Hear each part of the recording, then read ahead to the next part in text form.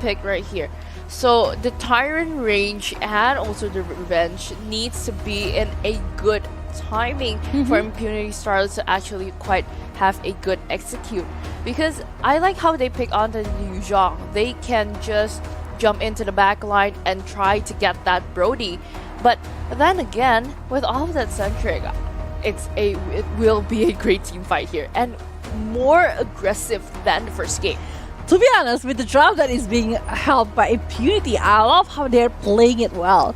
You know how they are putting a lot of heroes on their hand with the Kufra, with the Fredrin. I think like it's brilliant.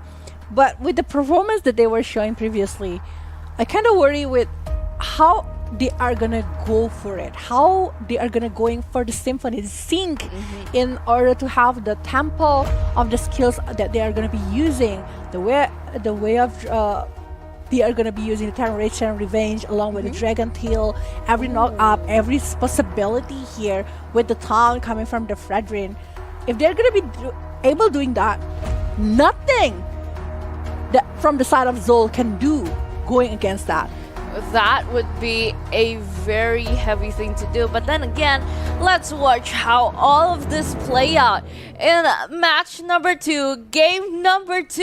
Zol eSports FE versus Impunity Starlets best of 3 series, and we're here with the talent prediction, both to the side of Zol FE. Back to the topic. Despite that, I love how the drop coming from Impunity Starlets. The pick-up combination coming from Zol eSports FE is pretty huge, and we witnessed what was happened in the previous game. How they are able to stop and even giving the pressure towards the opponent. And with the Guinevere along with the Cho that is being used right now by the Zol, I really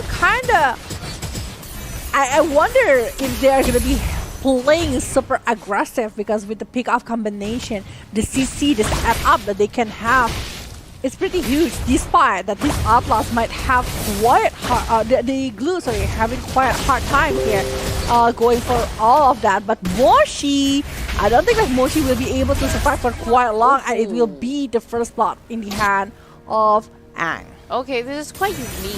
Pressing down onto the side of EXP lane. Usually it's a gold lane.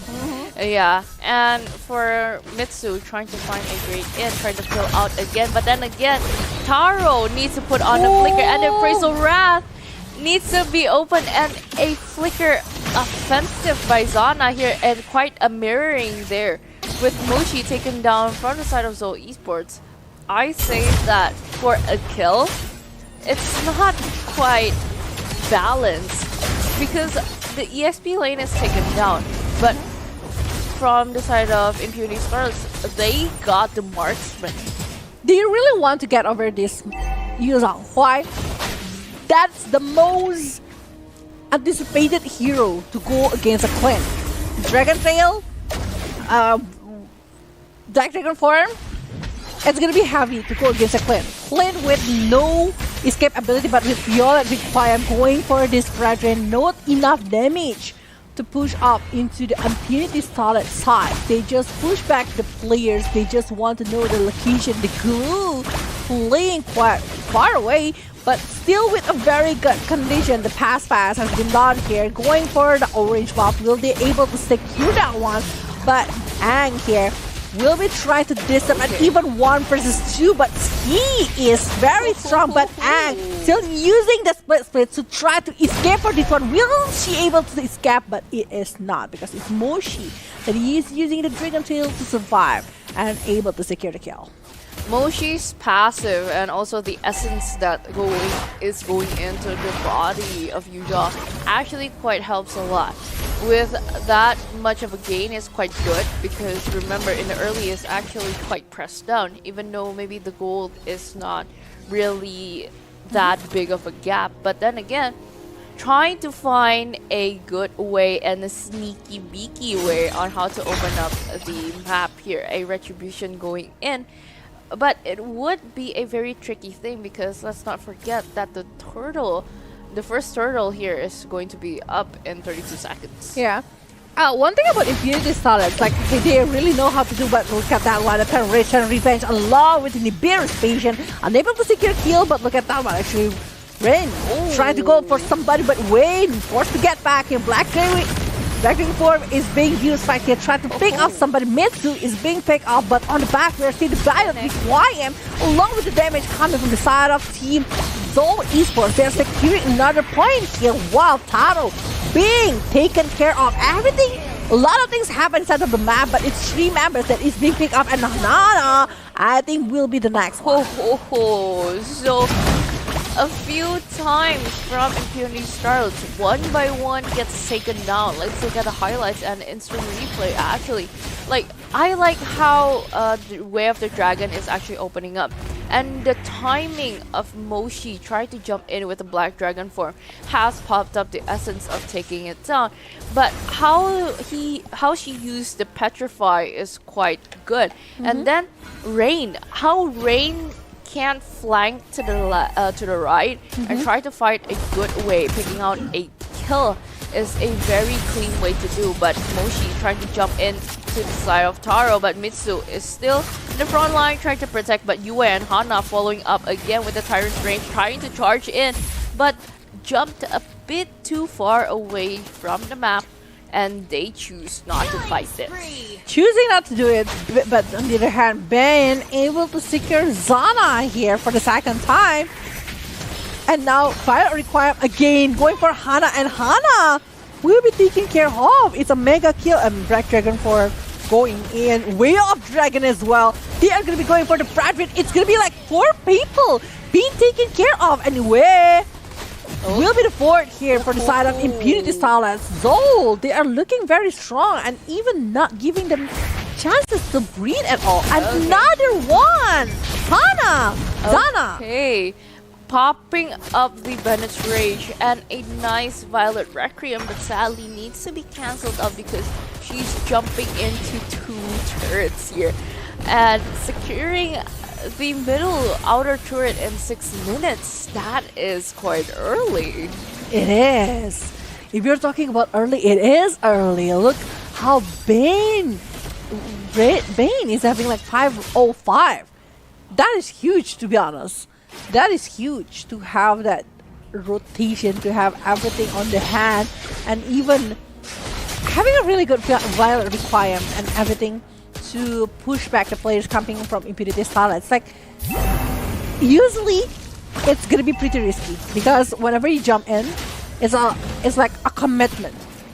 If you're not doing it well, it's gonna be a punishment for you. It's a high risk, high return, but they are doing it really well here. Look at that one, another setup from Ang, going in, Violet Requiem, jumping in, and a lot of damage gets to be given. Okay, with the airborne popping up with the Black Dragon form, and also the Way of the Dragon taking down 2 people from the side of Impunity Starlet. Zol eSports has secured all of this. How they played out, how they zoned out from the turtle here, getting, and even it's Bene who's trying to fill in that gap, and Rain and Taro gets the chance for taking down the tier 2 turret. Okay, but Yue jumps in with Tyrant's Rage, trying to pull onto the Petrify. That is the Black Dragon form popping in again, but a shutdown onto the side of Impunity Starlet getting in, but then again Mitsu and Bene is going to be in the front. Okay, Bennett's Rage popping in again with Nibiru's Passion going in, but a monster kill with that Violet Requiem secured up by Bene, and that is too powerful, and Impunity Starlet needs to move back. The quick draw coming from Taro is also very thirsty towards Impunity Starlet. They are just like punishing everything to the side of Impunity, but back again, like having the shutdown Rain in the first place before they're starting the great war right there is creating so much loss for the side of Zol.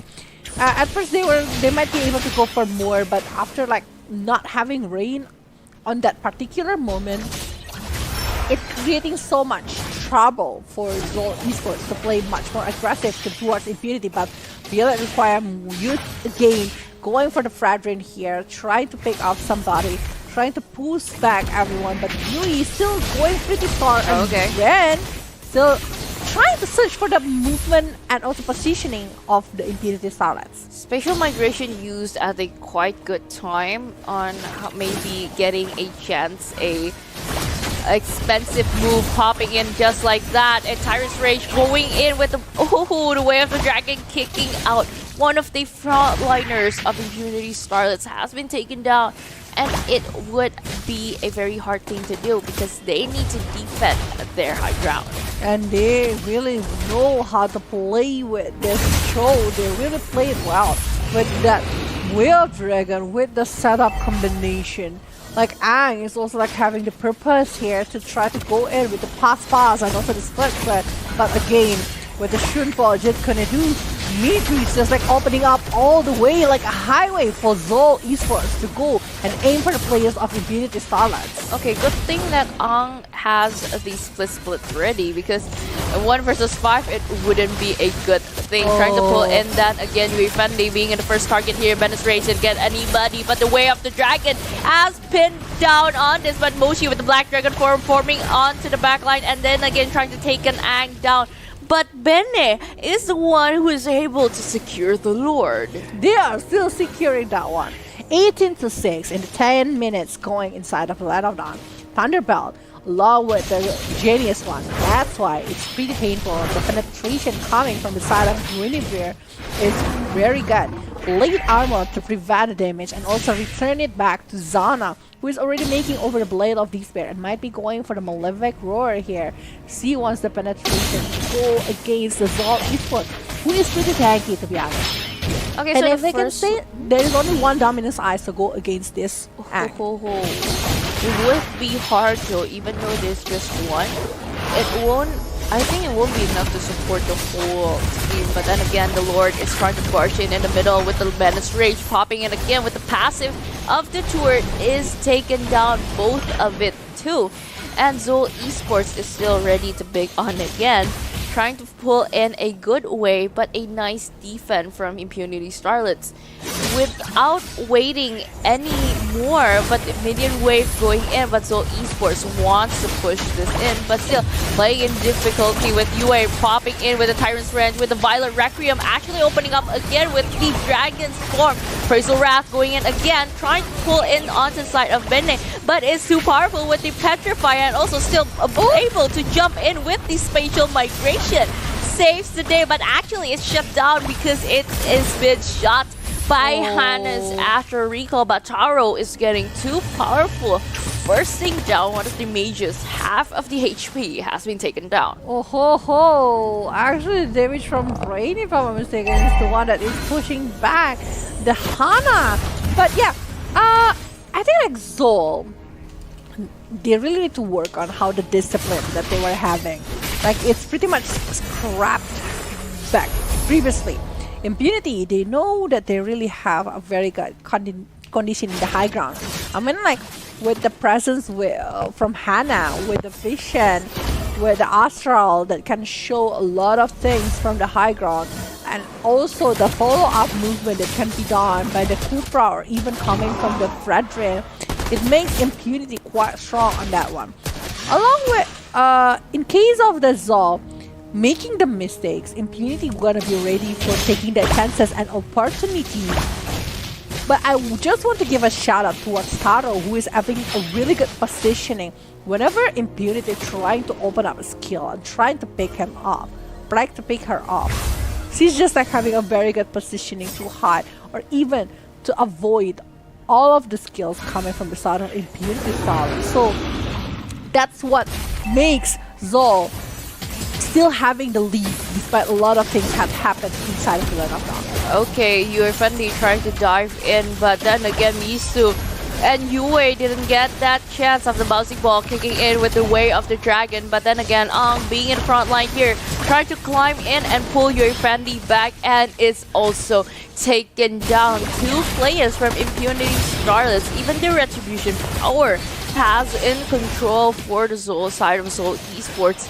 It's a quite good timing on how they can get this next enhanced Lord.